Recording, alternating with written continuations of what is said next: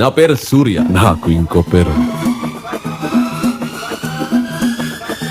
Tank కొత్త ట్యాంకులు ఎప్పుడైనా తీసుకురామని అయితే ఫస్ట్ మీరు చేయాల్సిన పని ఏంటంటే మీరు ఒక పెన్ను పేపర్ తెచ్చు. ఏంటంటే మీరు ట్యాంక్ తీసుకున్నారు, వాటర్ ఫిల్లింగ్ చేసుకున్నారు, వాటర్ అంతా ఫిల్ చేసుకొని ఎమ్మటే ఫిషెస్ అయితే కొనమాకండి. ఒక 1 డే ఆర్ కుదిరితే 2 days వాటర్ అంతా ఫిల్ చేసుకున్నాక రొటేషన్ చేసుకోండి.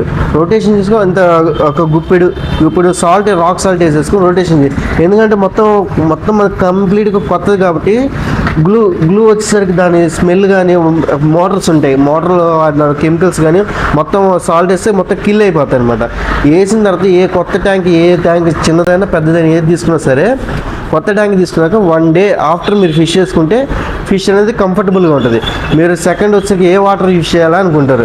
మీరు బోర్ వాటర్ యూజ్ చేస్తే దాంట్లో సాల్టీనెస్ ఉంది అనుకోండి. ఈ ఇప్పుడు దీని ఇంత కాస్ట్ పెట్టి తీసుకున్నాం, అనవసరంగా గార పెట్టేసి అంత క్లీన్నెస్గా ఉండదు.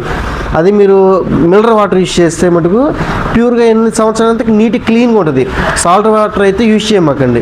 యూజ్ చేస్తే గార పెట్టేసి వాటర్ అడాప్ట్ అయిపోయి లెవెల్ తగ్గిపోతుంది. ఆ పట్టి అంతా లైన్ వచ్చేసి చండాలంగా కనిపిస్తుంది.